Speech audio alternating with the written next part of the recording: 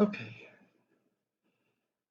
this is potentially our last class together, depending on whether or not any of you decide to show up next week, which you are under no obligation to do so, which is why I put everything out there. Um, so, just to really kind of recap some things, this is our last actual lecture. We're going to talk about inheritance this week. Um, I sent an email out if you haven't seen it already. I think I put a whopping 10 questions on a mini finals that I call it for you. It's kind of just a taste. I wanted you to focus on the project. I've gotten some questions from some students on it. I've tried to give feedback. If you've got more questions, feel free to ask. Try not to confuse. The biggest thing I was going to say is some of the areas. One is the bowling demo that we did. Is one area to look at. I think that was, what was that, chapter 5 or 6? I can't remember what it was. Was it under arrays? I forget where that was. And the other one was in chapter 3 was the classes with the spa services. Those are kind of the two. If you really kind of focus on that, I think that'll help if there's any issues with that. Otherwise, again, if you want to send me an email, just don't send it to me like Thursday night at like 11 o'clock. Because there's a good chance that I won't see it. Um, and it's due by the Friday at 7. And the reason it's due by Friday at 7 because that's technically our last class, and we technically end at 6:20. So realistically, traditional classes, a lot of instructors have their students take a final in class, and that would be our last class. So I definitely want to give you at least until the end of that time, so till 7. But I want to get it graded and get it in because then on Monday they start harping us to get our grades in. They're pretty quick. Kind of, so we don't have a lot of time. Usually we have 48 hours, and you probably heard the same spiel from other instructors, which is why as it as the semester goes along, we're able to be flexible about timing and late assignments, things like that. But as we get to the end, like we are now, we just run out of time, and it's hard. Some students sometimes will ask for incomplete. Just so you're aware, I don't know if you ever know this, but in order to get incomplete, you need to have completed at least 80% of your coursework and be passing at that time.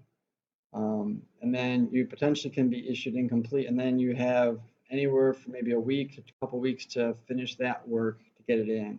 Um, but you have to at least have 80% of the work in. So it's not like you can just like do nothing and also say, I want incomplete and just like start throwing. It doesn't work that way. Sometimes it goes up to the dean for approval. So it's not like I can just always just say, oh yeah, sure, what the heck. Sometimes I have to get approval from the dean to let you do that. So again, because it's kind of a big deal. So just kind of, if not necessarily for this class, but just for future reference. I mean, because stuff happens. I get it. Things may come up, and you may be so far along, and you don't want to withdraw, but yet you don't want, you're not sure you're going to make it. Talk to your instructor, whether or not whoever that is, and say, hey, is it possible? Because if you put all this time and effort into it, I'm sure the instructor isn't going to want you to either fail or get a bad grade when maybe you've had a speed bump in life for a couple weeks. It happens. We get it. I know stuff happens. People, deaths in the family, things like that. Emergencies come up. You have to go out of town, business, work. A lot of us, most of us work. So I get that. So just something to think about. Um, so then this is it. So next week, like I said, you've got access to the final exam right now. I call it a mini final because it's like I said, only 10 questions, and you've had the project. So the final is just a link right here on the left side. You don't see all this, but you see the final. If you click on that, you should only see that final exam too. You should have, and then it just takes you in there. Again, it's like 10 questions in there. Okay. Any questions on any of that? We're good. Project questions, and we can go through chapter 10, inheritance, and we can come back to any other questions you may have, any concerns you may have. We can talk about anything you want. It's not a problem. We can do a mini review. It's up to you. The as far as the final the mini final that I was telling you about, it's just if you go through, just re-review some of the chapter summaries and just kind of the concepts of it, you should be fine. I mean, again, I'm not one, if you know by now, I don't go into these little details on, page 265 and paragraph 5. What is it? I don't get into that. I want to understand the concepts. And most of you seem pretty good about that. And it is a coding class, and that's why I'm not really big on the exams, but sometimes I just kind of reinforce it. So we've got in Unit 10, we've got inheritance. It's kind of a big deal, object-oriented programming. Inheritance is really, it's not just with Java, it's just object-oriented programming in general. Inheritance is a very important concept, and that's why I want to make sure to cover it. And make sure you have a firm grasp on it. Because as you move on, if you move on into other programming classes, you may be using, and you probably will be using the same concepts. Just again, this is just how it's done in Java. And then you do it. So we just had, this is our last you do it, which we'll do in class today. And it's going to just walk us through this party. There's a party class we create. We create a class. We use this and we use it similar to what we're doing with the dog. The agility, dog rescue rather. Create a class called dog rescue, and then we're going to use that class. Here you're going to create one called party, and then use party. Gee, where did I get that concept? I just kind of went that way. And then there's one, and then we do one called dinner party, and what it does is it takes party that we created this class, and then we extend it into dinner party. The whole idea behind classes, which we'll get into with objects, is it allows you to reuse objects. It's really kind of cool. So I don't have to recreate everything from scratch, which is awesome. So I can create this class called party, use pieces of it and say, you know what, I want more details. I want more information. So I want to create this dinner party class. And so what I'm going to do is I'm going to take party, which has a good base. They call it a base class. And I'm going to extend it and have more information. I want more, and you'll see. We'll go through it and you'll see what I'm talking about. Like I said, depending on how fast we go through some of this, hopefully it's kind of straightforward. We'll see. We'll do that. Any questions on any of that?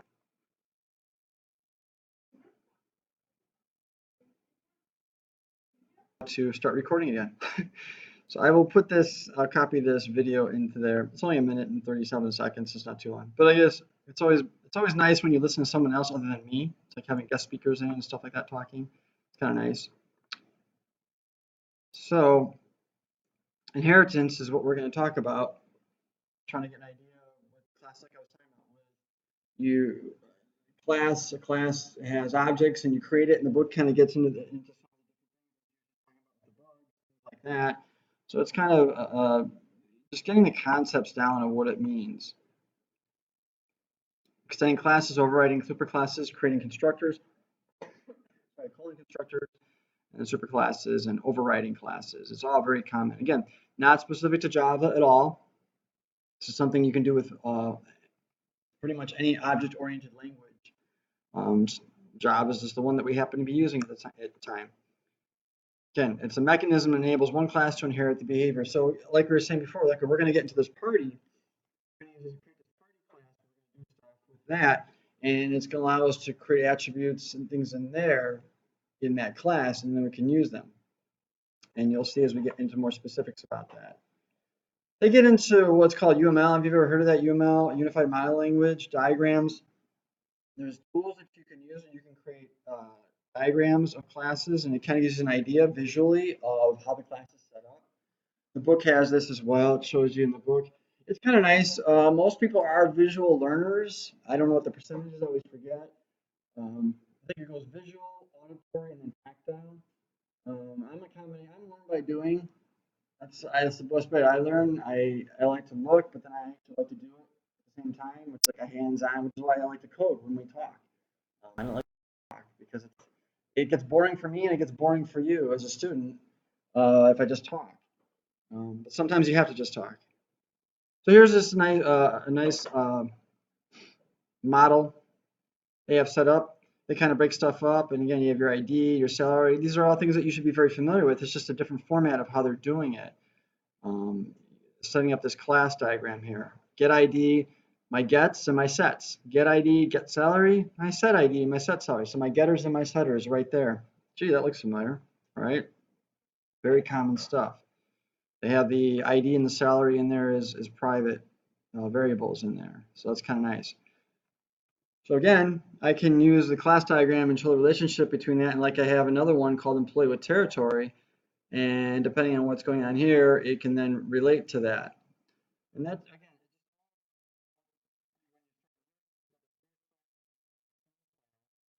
So what they did was they're showing, are they going to show it there? So here's the base class. The base class is where you start from. Just think about it as your home base. That's where you start from, just like we said. In this case, let's go here. So the base class was the employee class right here. That's our base class. That's what starts off with. They're like, okay, we have a system that we're using, and it's going to record information. At the very least, we're going to have employee ID, which makes sense, and the salary. We'll keep it really simple. And we're going to make it so that you can get the ID of the employee and the salary. That's it. Set it and get it. That's it. That's our base class. And then from there, we can do all kinds of stuff. And then another department comes on. They say, you know what would be really cool? Is if we could track this by territory by the employee. Because I want to know, I don't really care overall what all these employees are doing. I want to know specific to their territory. Say north, south, east, west region, whatever, however their territories are broken up. Maybe some companies break up territories and they have employees, salespeople especially have multiple states. They'll have like the upper Midwest. They'll have like Wisconsin, Minnesota, Michigan, Illinois, Indiana. They'll have that grouping. Or they'll have the East Coast and they'll have the South, East, South, all that kind of stuff. Let's break it up that way. And I really know. Because as you know, just kind of a side note, things are done geographically kind of different some places. They sell things differently, different prices, different products. Because we don't necessarily, in the north, we don't necessarily have stuff that they have in the south all the time, and vice versa, based on weather and just what things are different up here. We're different folks up here. So you can use inheritance to derive this class. Again, why are you doing this? Saving time, reducing errors. Because again, I'm not retyping, I'm not recreating everything. Every time you're recreating something, there's a potential you're going to have errors, and that's the whole idea. Why even do object-oriented programming? Because you're using these objects and you're reusing them. That's the whole key behind it. It's really kind of cool and kind of nice. So again, I'm going to go back to this base class. The base class is where everything kind of starts from. Base class is where everything kind of starts from, just like I said. And like she was saying, you could have those insects. Insects could be the base class, but you could have all these kinds of different bugs, whatever it was. I think it was bugs. I've used the thing with dogs before. Different kinds of dogs could be a base class, and you can extend it from there, different types of things. So there's any kind of thing you can do. It doesn't have to be animal or dogs or that kind of stuff, but it can be anything, just like we said with the employees. They also call this a superclass or the parent class. So just if you hear those terms, that's all it means. It's nothing different. Base class, superclass, parent class is all. And the reason they call it the parent class or that is because obviously everything derives off that. You think about the parents. Parents have children. The children inherit from the parents. They inherit genetics. They inherit money. They inherit whatever. That's kind of how that comes out. So then you've got what's called the derived class, and that's the class that inherits. So there's the children, the subclass, or child classes. Inherits from the base class. It's always is a case of an example, and that's also called your subclass, again, child class. So just kind of keeping that in mind, it gives you an idea of the framework of it, of how that's set up. And then finally, we'll get into this extending classes. I'm going to get into some of this where you're extending an actual class. Get out of the PowerPoint like I promised you, and let's just do some code. This will help us. I know it's the second to last week of the semester. It's Friday. Just the weather isn't too terrible out there. It's cold, but it's not snow. It's gonna get really nasty next week. What, like 15 degrees? Just like, no. Anyway, sorry. I digress. I don't like cold weather. If I've said that like 800 times before. All right, so we're gonna create this class, party class. File new Java. I will make this full screen. I'll make it bigger. Okay. So public class party. Open curly, close curly. Okay. So we're going to set up. Now this is just going to be our class that we're creating, and then we're going to create another one to use it, right? Just again, just like your assignment, just like the SPA services last summer. I'm going to create a private variable, an int. This is guests. So how many guests are there? And then we're going to do our setters and our getters. These are going to be public methods. Public int, and this is going to be get guests. Get guests. Say that 5 times fast. And this is just their get. So all you're doing is returning a value. And what are you returning? You're returning that private variable there. So you can just copy and paste if you want to. So the get just returns that value. Okay. But before we can get guests, we have to what? We have to set the guests. This time you're not returning anything. So remember, you don't return anything, you do the void. So public void, and this time you're gonna do set guests. But you gotta pass it a parameter. This time we're gonna send number of guests. Open curly, close curly, like so. And then this time it's gonna be guests is equal to what? Not whatever gets passed in. Num guests, like so. Oh, I didn't save it yet. I'm gonna save it as party, which I'm gonna have to overwrite. Yes, I know. Usually we save that earlier. Sorry about that. Okay. And then we're gonna create one more method, and this one's gonna be display invitation, which is only gonna be one line of code, but that's what they want. So public void display invitation. It's just a nice little method that just prints out statement. Again, you can do anything similar to again your menu system potentially. You have a menu where it's going to display something. Same idea. System.out.println. Please, sounds desperate. Come to my party. Here's my party. All right, I keep seeing. All right.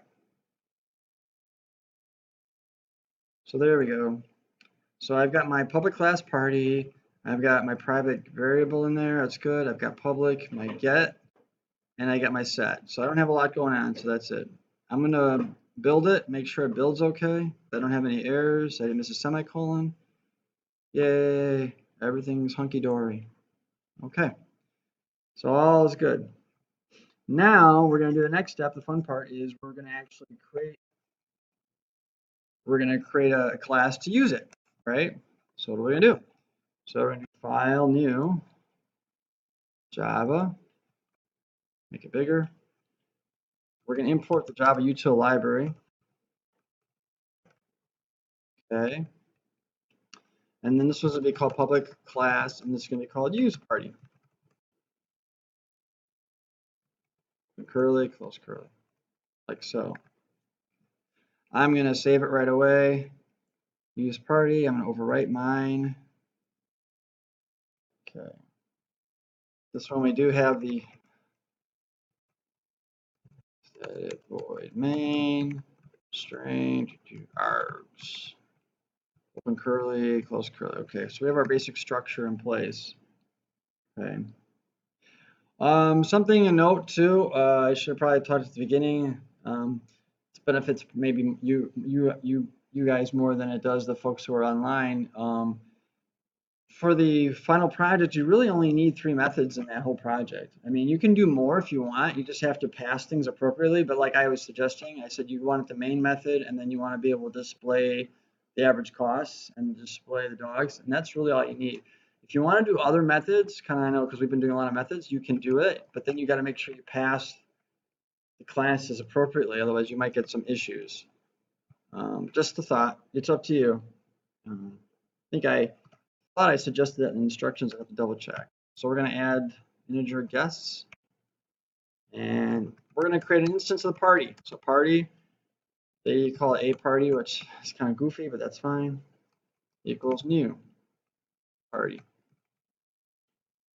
So now I've got my instance. I'm in my main method, and I've got my instance of the party right there, right? Called a party.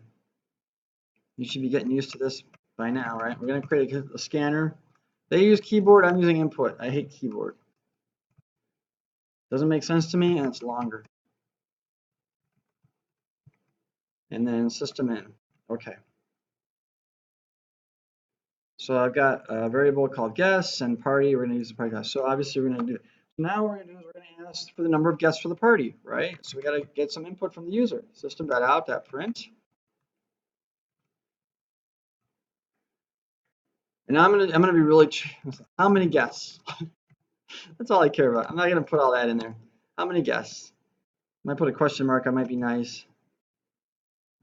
Doesn't have to be exact. It's fine. How many guests? Okay.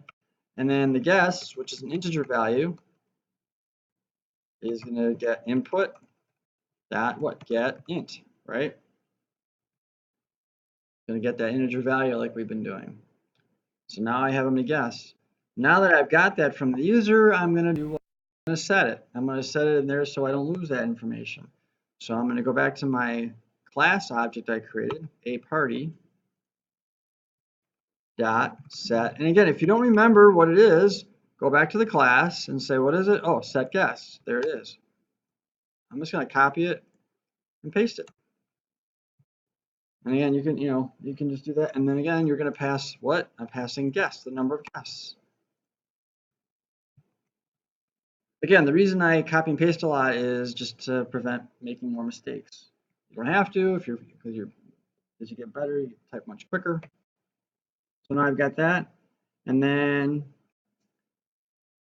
I've got that, and all I want to do is just spit out how many are coming. So then it's again system.out.println the party has. This comes fun. So you're going to concatenate what? You're going to use a party, and then you got to do the what? Is it get guess? I think it's get guess. Again, if you're not sure, it's get guess. Copy it. Just check it. Get guess. Don't forget your left and right parentheses. Dash. Quote space guess. Like so. Just to make it look pretty. My suggestion, if you ever run into issues where word things are not coming out, forget about all this gobbledygook here. Just print out the goofy thing here, just to see if you're actually getting the value you should. A lot of times we always want to make it look pretty, look nice, and then I'm like, my whole thing again is just get it to work and then make it look nice, then tweak it. Just get it to work. Don't put other stuff in it. And right, what I'm gonna do, I'm just gonna build this because we put a lot of code in here. And look, I've already got an issue. What happened? Cannot find symbol input dot get int. You know why? I made boo boo. Hey boo boo. I made a boo boo. It's not a get int. It's the next int, right? I believe that's what it is. I'm so used to get this, get that, set this. It's next int. There you go. And it built. So it's a good thing I built then. I should have built it sooner. All right. Last line. Then we got to display that fancy invitation, right? So it's again the party, the class, a party. Again, dot. You're like, I don't remember what the heck it was. Fine, go find it. Display invitation. In fact, it's easier to copy it and paste it because it's long. Display invitation, like so. A party display invitation. So all we did was add one line. Let's build this again. Let's make sure it works okay, and then we run it. Let's see. How many guests? I'll say 5. Party has 5 guests. Please come to my party. And then, I mean, you can play with different things. You know, what if you say 0? Right? Party has 0 guests. Still says it. What if I do a negative? -5. It's -5. So it's pretty dumb, right? I mean, but I programmed it that way. I'm not checking for data. I'm not checking for any of that stuff. So obviously, when you do some of your stuff, you need to check for that. But just for the sake of this exercise, I'm not checking for all that stuff. I don't really care. So it's not, it's like, that's okay. I don't really care. But that's the gist of it, right there. Okay. Now we've done some of that. So now what we're going to do is we're going to take it a step further and we're going to inherit this. I've got a party class, but I'm like, you know what? I want more information. I want to know about food at the party, right? Maybe my guests want to know about the dinner. What are they going to eat? What are they drinking? Stuff like that. Well, okay, fine. So what we can do is we can still use the structure and say, okay, I've got this party and this is great. It's got guests, it's got guest information, it's got the invitation information, but I don't want to create all from scratch. Well, you don't need to create all from scratch, right? So what you can do is we can create another class, not called party. We can create one called dinner party. So it doesn't affect this party. It keeps this nice and leaves it alone, and that's the beauty of it. So you can have a buddy of yours or friend or whoever he or she is that's created a class, and you can say, can I just have access to your class? You're not changing it. You just say, just give me access to the class, and then you can extend it. And that's the beauty of it. You don't touch theirs. You just build off of it, and then I create an extension of it and to do more with it. And then you're sharing your work. It's great. It's a great way to do that. So then what they have us do is we're going to create a new subclass, a dinner party class. So we're going to do file, new, Java, like so. Okay. And this one is going to be called dinner party. So public class dinner party. Now the difference here in this is, dinner party, and what we're going to do is we're going to do extend. So use that keyword, and you'll notice it turns blue or purple, however you can see on the screen, party.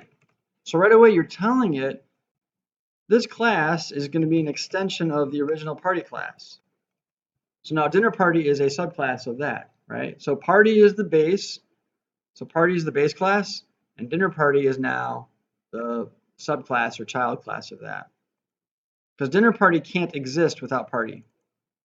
That's the other thing to think about. So as you start building stuff like this and you get these classes, just like anything, it's like a database. Have any of you guys taken databases?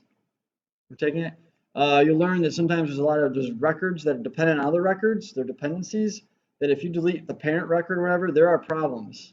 And you've got to rectify it. It really can cause problems in your data. So in this case with programming, if for some reason you decide and you're going to get rid of this party class and you forget that you've got other classes that are referring to it, that can cause problems. So that's why you got to always check your code and check a lot of the different code. Because someone may be using it, they may have imported it, you just don't know.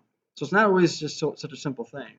Okay, so we're going to do this. So now what we're going to do is we're going to create a private variable, int, and this could be the dinner choice. You got to know what they're going to eat. What are they eating? Tacos, burritos, spaghetti, ribs. I don't know.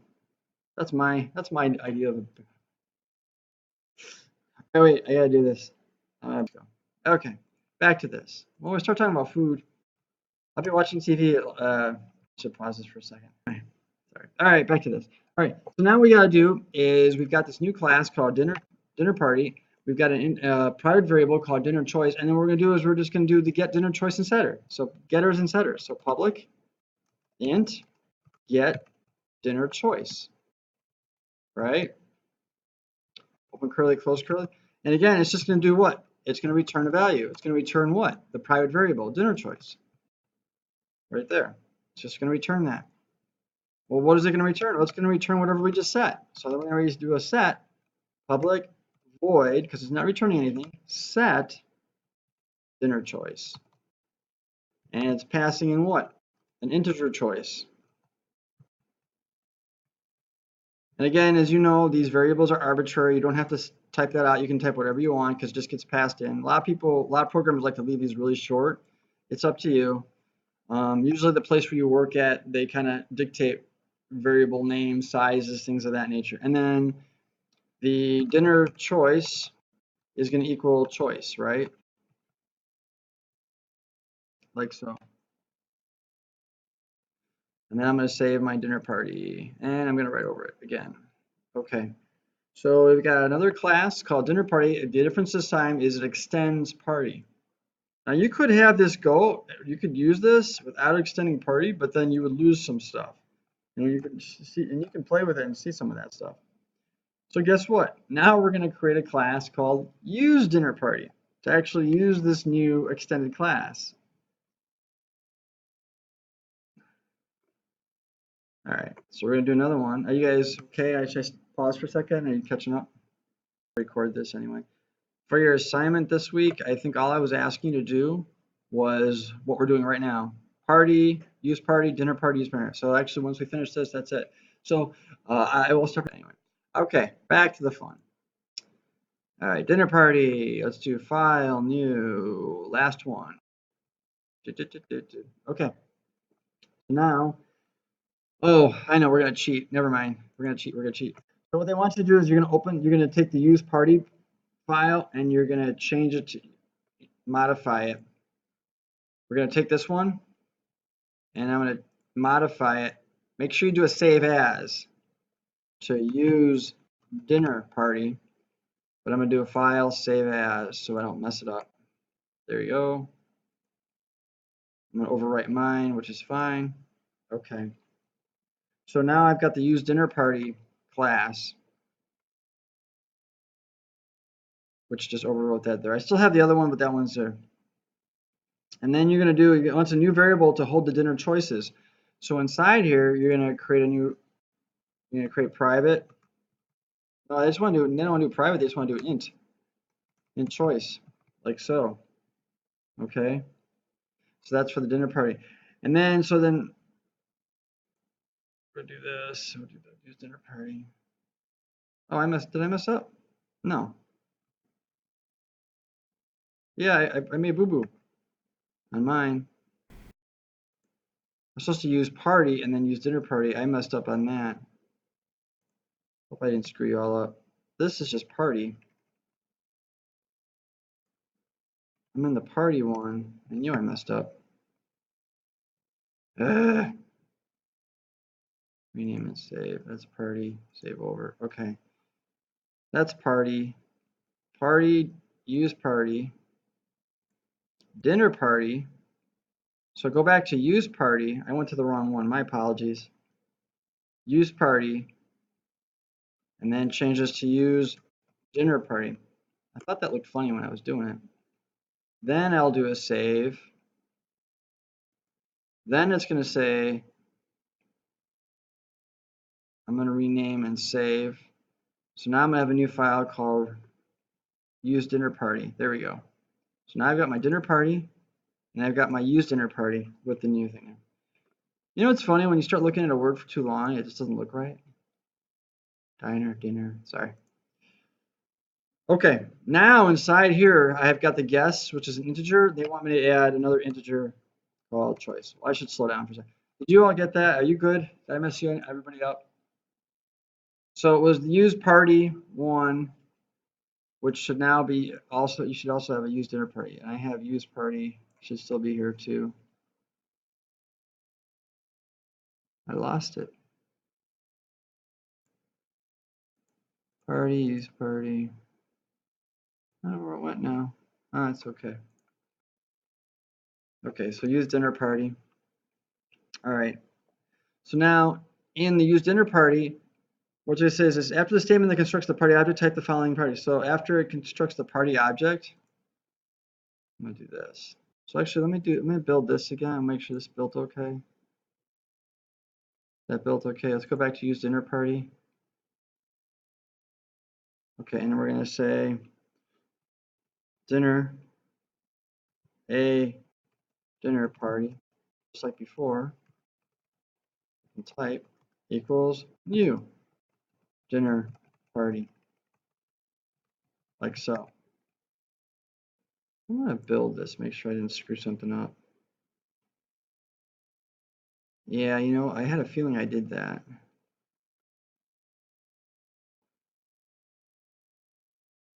No, wait.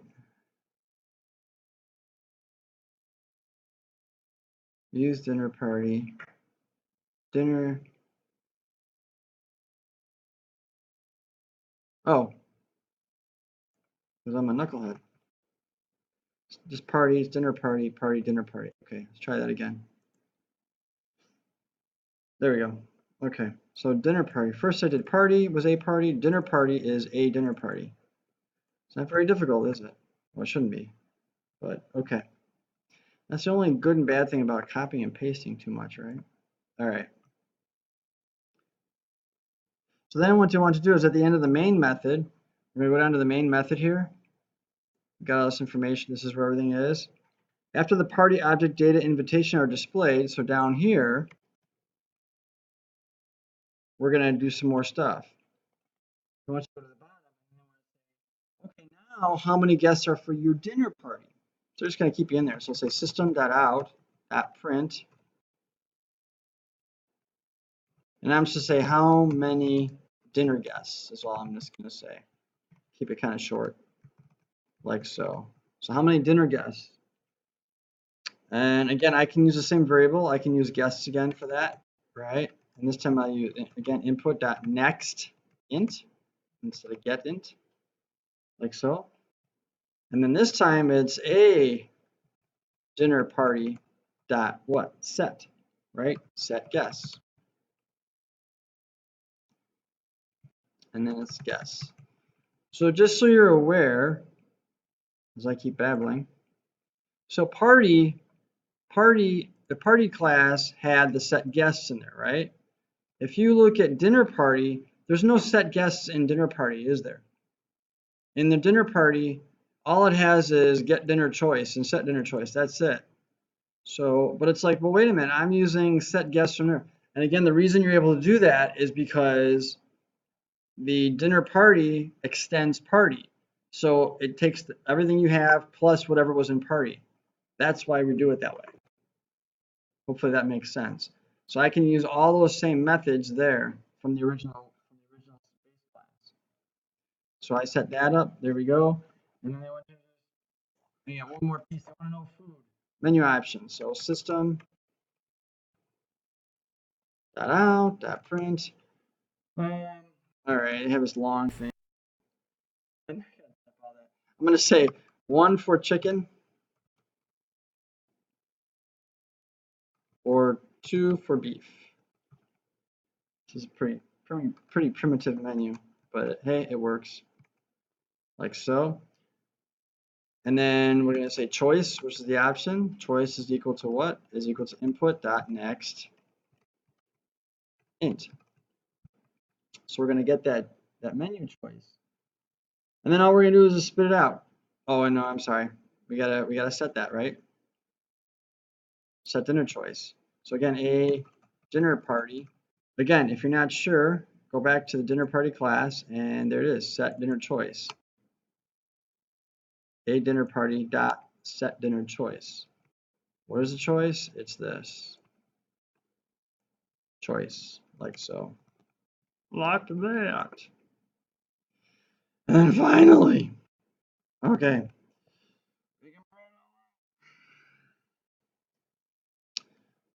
We're not going to type all this though. I'm just going to say, okay, so system.out. Wait, we can cheat, right? Yeah, we're going to cheat. We're going to go up to this line right here, and we're just going to copy that. I'm going to come down here, I'm going to paste it, and we're going to change it because they want us to say the dinner party. So I'm just going to say the dinner party has a dinner party has that many guests, right? Is that it? Dinner party dot get guests. That's all I want. And then one more. We got to tell what food is being served, because that's extremely important, right? And then I don't know, menu option, and then again, a dinner party, and you have to get the choice. What was it? I don't remember. It's get dinner choice, right there. So you're going to spit out what they chose, whatever they chose.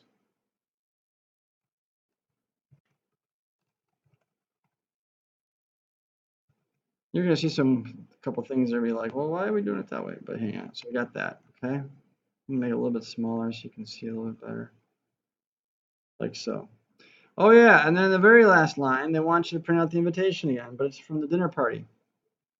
So again, just to show you that, again, you can use the same methods.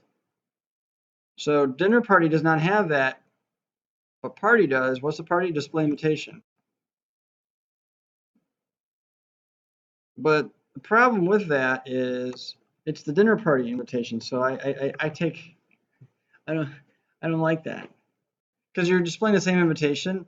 They're showing you, hey, you can use this again and that, but the problem is that it says the same exact thing, whereas it's not specific to the dinner party. But again, it's just there's a lot of things I would tweak a lot. All right, let's see how this. So it built, it compiled. Let's see if it runs. How many guests? I'll say 5 guests. It's 5 guests. How many dinner guests? I'll say 4. I'll go with some chicken. I need some protein. Menu option 1 will be served. Okay. So right away, you can probably see some of the issues with some of this is some of it's fine. How many dinner guests? I mean, you see some redundancies. At the very least, you say 1 for chicken, 2 for beef. You're not going to spit out menu option 1 will be served, right? You would say chicken will be served or something like that. So you would have a way of telling the user back which one they chose, right? You'd know. Whether or not you would have an array inside or something like that that would store that information. So 1 is chicken, 2 is beef, 3 is vegetarian, whatever, 4 is gluten-free, you know, whatever you wanted to do, you could do any of that kind of stuff. It's very possible. And then that's what you would display because that's user-friendly. Telling someone menu option 1 will be served is very not friendly. They're like, well, what's 1? I don't remember what 1 is. So that's the only thing bringing up.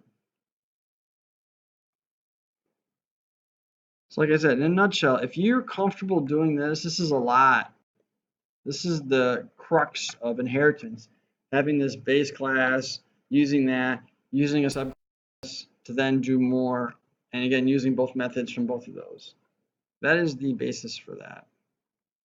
I'm going to stop. Don't forget. Again, the idea is I'm in here and I haven't touched the party class at all. So the party class is nice. It remains intact. It stays that way. Just like I said, I've worked with other developers lots of times where they're working on stuff and I'm just like, hey, can I have access to this class that you created? It's got all the stuff that I need and I don't want to recreate it, especially if it's really big. And then you're like, yeah, I mean, because they know I'm not touching it. They're just giving me access to then use it, to use that class. And it's great. Again, why reinvent the wheel? And it's very collaborative. Again, as developers, that's what we should be doing is sharing our code with that, doing all that kind of stuff. So good. All right, like I said, and just make sure you don't screw up like I did earlier. But again, copying files and stuff like that. And again, I think you're used to it right now. So anytime you have files, you want to make copies of it, just change the name of it at the top, right, and save as. Let's see. I'm just going to double check this. So we did this. We talked about this. Talked about that. Okay, superclasses. Instructors. Let's go to the book here for a second.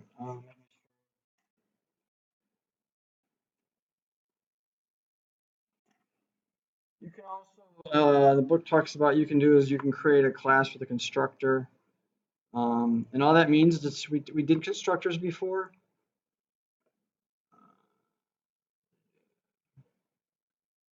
So you can create a class with a constructor in place. So when I create a class, it has a default constructor, and we've talked about some of that before. Actually, quite earlier on when we were talking about classes. So if you can create these classes, and you can actually put one in the constructor if you want to, even with that. So there's an exercise talking about that, the rules of it, and the constructors with inheritance, and they have you do it. And we're not going to go through it. You can look at that easily. They have one where they create a constructor with, you actually have the phrase of creating a party in there, doing that. Yeah, again, the idea is you can have things built into there. One thing I did want to show, overriding. I was going to back up here for a second, make sure we covered that. You can use the override tag. So you can override, so a subclass can override a parent class, and that's also.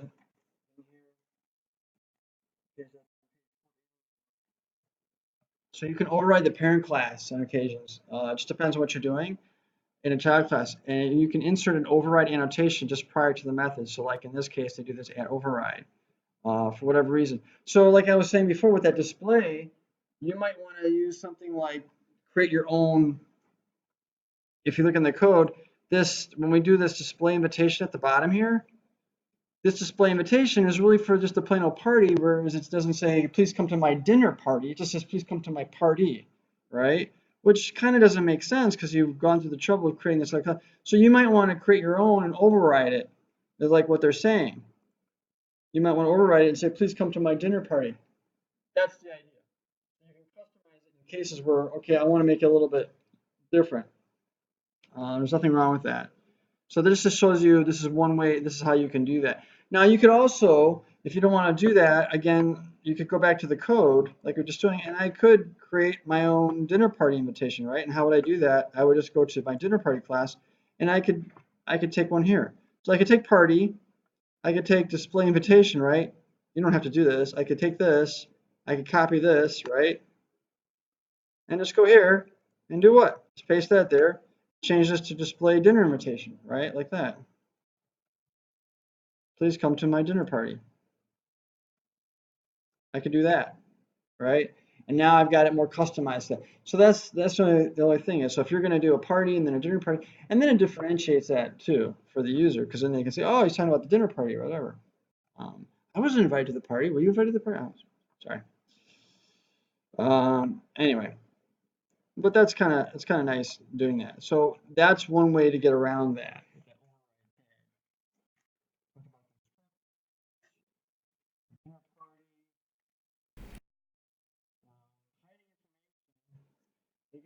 Hiding information part two, which I want to show you about. So this is we're talking about the override. They do the override with come to my dinner party, blah, blah, blah, just like I was showing you before. So display invitation, it does that. So again, instead of doing it, so there's a couple ways you can do it, just depends on what you want to do. Just because a place you work at has code written in a certain way doesn't mean that's the way it should always be. So sometimes you gotta walk a fine line. You may know things and you'd be like, I don't think this should be like this or whatever. That's fine. Just kind of be careful sometimes because you may step on other people's toes who've written the code, especially if they're still there. Just kind of food for thought kind of thing because no code is perfect. All right. Like I said, I admit I've written code even a couple of years ago especially when I was first programming. That I look at it now, I'm like, holy cow, what was I thinking? And then I've written other code. I'm like, oh, okay, it still works. I still like it. It's okay. So everybody has their moments where, and then what I'm saying is, there's always a way for improvement. And any programmer who thinks that there isn't is fooling themselves. Then they're a little bit full of themselves too much or hubris. You can always improve. We can all improve always. I there's always room for improvement, and that's I guess the biggest thing. It's just you don't. I think no developer, no one doesn't want to be like someone coming in like a bull in a china shop and saying, yeah, you stink, your code is terrible. Who told you how to write code? Things like that. Obviously, you wouldn't want to do that. Just like anything, you want to be respectful of it, but at the same time, be like, you could do this. This might work better. Things like that. So you kind of bring that in because it's hard sometimes because some people have difficult time. Way back when, before object-oriented programming but became more of a mainstay in the mainstream. Um, they tried to convert a lot of when the mainframes were still COBOL and all that was going kind of shifting away to the backside and object-oriented programming was coming out. Now this is maybe 20 years ago. A lot of the mainframe programmers had a real difficult time um, grasping the concepts of object-oriented programming. They had this one mindset, so a lot of us who declined server and were into object-oriented programming were like, this is what we know. It's no different than a generation now of a lot of students, a lot of young adults come up with millennial. Everybody they're all on a smartphone, right? Phones are everywhere, we're using the phones, and some people never touch their phones. They're afraid of it, or they don't new technology. So it's the same type of thing. It's just understanding the differences and trying to figure some of that out and kind of bridge that. Because there's a lot of people out there with a lot of great knowledge, but they sometimes don't know how to express it. And sometimes some people are just angry too. So anyway. Following constructors. Okay, I was gonna do. Yeah, I don't want to bore you with some of this stuff. I hate the PowerPoints. Let's do something. There's something else I wanted to show you. A couple things I wanted to do. So we did that, accessing super methods, hiding. The book talks about hiding, employee information hiding. And the reason you do this is so if someone can't get access to this information. Kind of what we've done before with private variables. You have the private variables. Most of the time, again, you can access data with the public. Well, not most of the time, but you can. And that's the reason you do that. You want access. But for example, they show using some of the stuff with a private variable. And if without the public get and set methods, there's no way to access the private variable. So that's very important. Okay, so that line right there. So without the public getters and setters, when you've got private variables, you can't get access to them, which is kind of nice. So programmatically, someone can't get in there and all of a sudden get that data. And that's probably most similar, like with healthcare information, patient information, financial records, things like that. Anything that's private, HR systems are like that. It just depends on the situation, but that's just a common thing, you know. And it's almost to the point. It's like, well, do they really? Does someone else really need access to this stuff? If not, then just don't give them. You know, you say no, you don't have it. Again, there's a lot of other ways to do that, but this is just one way from a programmatic standpoint of how you can do that. Maybe you're working in code and you're sharing different modules with different other programmers, and maybe they don't want you to have access to certain things, right? So you have access to their classes. They give you, hey, you can have, yeah, you can have access to these classes, but then they keep some pieces of it private, so you don't even know. You can't see it because you have access to the other stuff, but you don't have access to everything. That's fine too, for whatever reason, because maybe they're like, if I give them access to this, they're gonna have access to all this financial stuff, health information. When I worked for Lake County, the court system, it was a big deal to get access to the juvenile system. I had no access. A lot of people didn't. You needed a court order basically, and you needed specific reasons why you would, because that stuff is sealed and protected for specific reasons, right? To protect those individuals.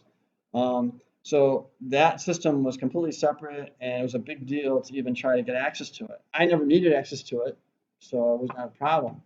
But a lot of places, you know, and especially these days with healthcare, and it's been like that for a long time. When I worked at the hospital, we'd have a desk, and you literally, if you ever walked away from it, you had to have your desk clean, and anything was had to be in your cabinet and locked. So literally, if you were going to get up for 2 seconds to go to the bathroom, screen lock, desk lock, and they would have people that would come around and just look every once in a while, like your manager, and you could get written up. And I get it, I get the privacy, I get all that, but it's such a pain. So, and I've worked for places that were FDA regulated, things like that. Because unfortunately, there are people that will go and they'll find information, they'll find social security numbers, they'll find credit card information, and they'll use it. That's just unfortunately. I mean, I would never do that, but there are people who do that stuff. So anyway, my roundabout way, back to this. Hard coding numbers, don't do it. Can't access private number. So they're just showing you with this, because ID num in this case is a private value. That's private, and you can't just change that. So you'll get an error. If you try to do something like that, your code would just not work. It would say you don't have access to that. And so it would just go, so sorry. And again, unless you had the set, you must use the public method, the set ID, in order to do that. But again, that's if the setters and the getters are there. If they're not there, you don't have access to it, right? No way to do that. So you've got, I can do a set GPA and the get GPA and the set ID. Yeah, so I can do those, but it just depends. So record that again. Sometimes when you create class, you must not allow subclass to override. So 3 types that you cannot override in a subclass are static, final, and methods with final classes, which kind of makes sense, right? It's like trying to overwrite a final variable. You can't do that, right? It's constant. You can't do that. It gives you an error, things like that. So it just seems like that. If you try to override it, you have to understand that. And it's like that throughout different languages, same type of thing. So for Unit 10, like I said, this is what we did. We already did this in class today. That's all I'm asking you to do. No exercise. It's hidden. Can't see it. That'll be it for this. So realistically, that's it. So if you've got anything outstanding, just trying to get it in by the end of the week. I know I give you the exam. We really have until Friday for the project and the exam, to the 13th, to finish those, get those in. If you've got questions, I can answer general questions. I've been trying to answer general questions on both of them. Again, the exam is 10 multiple choice true false questions, and I give you, I think, 30 minutes for it. And it'll probably take you half that, if that. It'll probably take you longer to read the question to actually answer the question on some of them. So again, the idea is I just wanted to have you go over some of them. That's the idea. And I'll push this. I'm gonna